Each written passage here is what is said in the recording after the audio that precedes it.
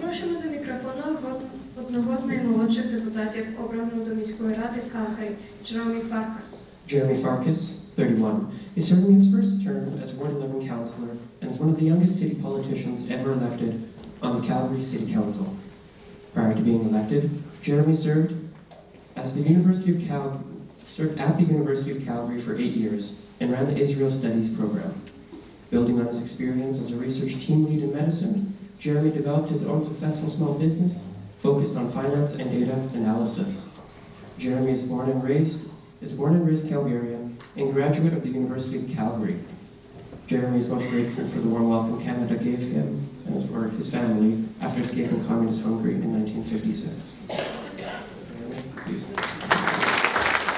Thank you so much for the warm welcome.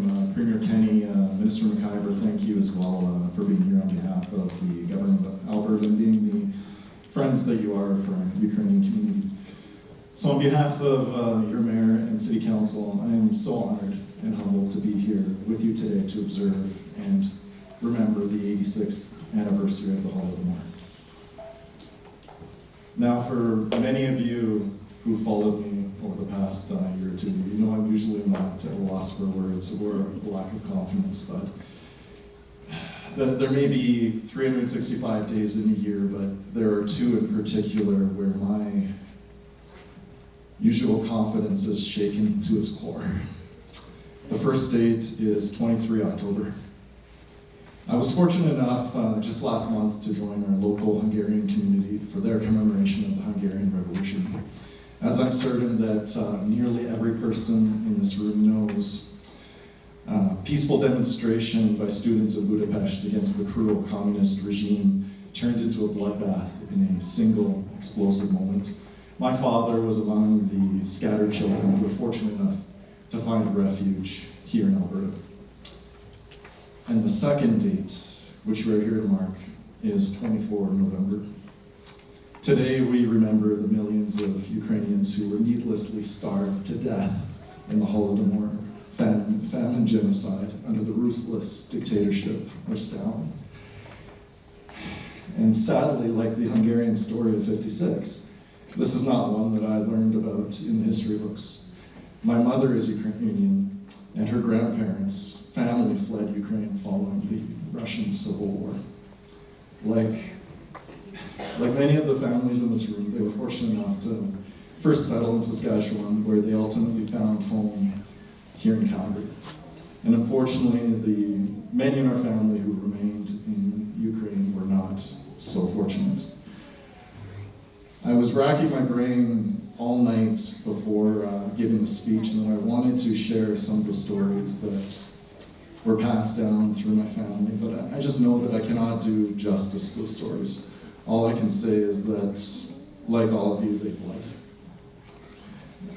No, I know that I can't do justice to the suffering of the millions who were exterminated, unarmed and off the battlefields, all in the name of a cowardly political ideology and dictatorship. No, we cannot do justice to the suffering of our Ukrainian people under Stalin's communist murderous regime. We cannot do justice to the families who were torn apart and displaced, persecuted and silenced, starved and murdered in mass genocides for crimes that they did not commit. No, these victims will not know justice. What we can do, however, is to remember them. I find it so incredible looking around this room that while this happened 2 generations ago, half a world away, it's not forgotten here in our home of Calgary. I see from looking around the room that that story and its lessons learned are alive in our community today. And as Tanya referred to earlier, today Ukrainian immigrants and us descendants have contributed to every corner and part of Canadian life. To our families, this country, our country, was more than just a shelter from the storm. It was the promise of a fresh start. And we see that no matter where we look in the city. Just this year marked the 10th anniversary of the Calgary Ukrainian Festival, celebrated in the wonderful community of Acadia, which I'm privileged to represent on City Council. Thousands gather each year to share the traditions, whether it be song, faith, food, dance, or the Holodomor, especially the Holodomor. All of this does not just add what it means to us to be Calgarian. It's an essential part of what it means to be Calgarian. So in closing, thank you to all of you. Thank you for inviting me here to be able to represent our mayor and council.